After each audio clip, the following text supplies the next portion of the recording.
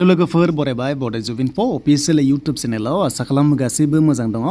दा गोदानै SSC MTS हाबलदार पस्टआव साख्रि ओंखारबावबाय। दा पस्टआ जोबोर खम। दा बेयाव जों नायगोन गोबाव खालामा डिसकास खालामगोन पस्टनि बागै आरो बे गोदान भेकेन्सि बिनि एप्लिकेसन लास्ट डेटआ 21 जुलाइ। नोंथांमोना दिनैनिफ्राय खालामनो हाबाय 10 पास जानाय लोगो लोगो हागोन। दा बेयाव जेबो पार्सेन्ट नाङा 10 पासनिफ्रायनो हागोन। खालि 10 पासनि सार्टिफिकेट नांगौ। बेनिफ्राय डिग्री पास HS पास नोंथांमोना गासैबो खालामनो हागोन। बेनिफ्राय जायफ्रा 10 पास नङा नोंथांमोना खालामनाङा बेयाव खालामनो हाया अके।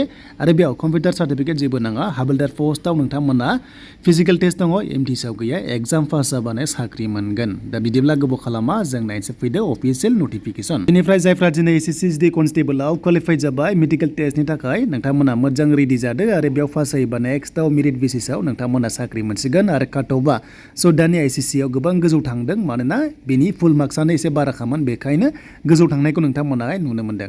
दा जियानो जादोला जोंहा SSC MTS साख्रि ओंखारबाय। दा बे पस्टआ जोबोर खम। दा जोंना सिगांना दाखालि एग्जाम होनाया MTSआ 11,000 बारा दङमोन नाथाय दायो गोबां खम ओंखारदों। दा बेयाव एप्लाइ खालामनांगौना खालामनाङा आं नोंथांमोना डिटेल्सखौ होगोन। बिनि अनलाइना सोलिगासिनो लास्ट डेटआ 21 जुलाइसिम थागोन। नोंथांमोना खालामनो हासिगोन अके। दा बिदिब्ला नोंथांमोननि बे पस्टआ जोबोर मोजांमोन MTS पस्टआव हाबलदार पस्टआव नाथाय भेकेन्सिया खम। बिदिब्ला भेकेन्सिया बे मोनसे टेन्टेटिभ नाथाय बारायनायनि चान्सआ दङ। दा बेखौ नायोब्ला नोंथांमोना 1198 मोनदों MTSआव आरो हाबलदार पस्टआव नोंथांमोना 360 मोनदों। अब्ला नोंथांमोना बेसेबां मोनखो बेनो जाबाय नोंथांमोना मोनदों गासै 1500नि बाराल' दङ। बेनो जाबाय मेल बेनिफ्राय फिमेल अल इन्डिया बे पस्टआव अके। दा बैसो होनोबा 18निफ्राय 25 इयार्स आरो मोनसेया 18निफ्राय 27 इयार्स। नाथाय जोंनि STआ 5 इयार्स बारा मोनो अब्ला जोंहा 30 इयार्ससिम हाबाय अके। एन्ड बेनिफ्राय मोनसेया जाबाय जोंहा हमना ला जोंहा 32 इयार्ससिम बे पस्टआव नोंथांमोना हागोन। माने STआ 32 इयार्ससिम बे पस्टआव नोंथांमोना हागोन अके।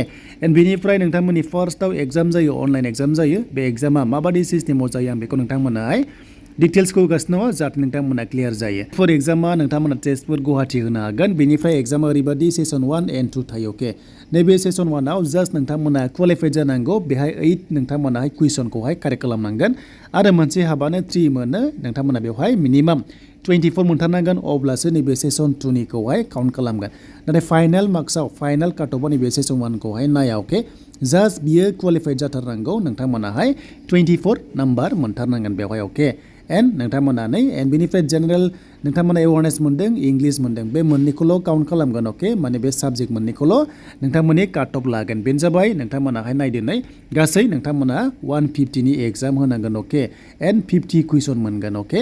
एन्ड बेयाव नोंथांमोना गैयाब्लाबो 90 प्लास लानो नाजाथारनांगोन। बे मिनिमाम मार्क्स बेनिफ्राय 100 नोंथांमोना प्लास मोनोबा मोजां।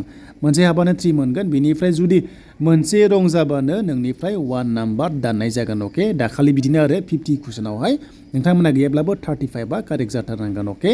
अब्लासो नोंथांमोनाहाय बेबादि क्वालिफाइड जानायनि चान्सआ दङ।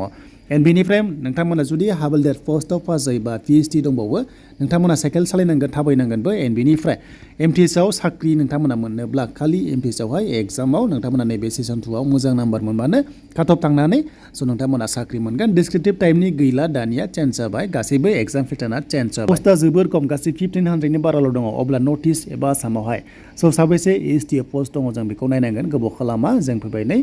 देन नोंथांमोना STआव 0 मोनदों नै बेयाव नायदो। बेनिफ्राय आनरिजार्भआव सानैल' दङ। दा नोंथांमोननि बाथ्रासो एप्लाइ खालामा नोंथांमोना बेखौहाय कमेन्ट सेक्सनाव लिरनो हागोन। देन सिगांनि एग्जामा 11,000नि बारा भेकेन्सिस दंमोन आरो देग्लाय नोंथांमोना गैयाब्लाबो नोंथांमोनाहाय 1500 मोनदोंमोन ना अब्ला 3000नि खाथियाव फैनो हागौ मानोना चेन्ज जायो भेकेन्सिया। जुदि केन्डिडेटआ बारा जायोबा भेकेन्सिखौ बारायनो हागोन। बेनोमोन नोंथांमोननि SSC MTSनि लेटेस्ट आपडेट।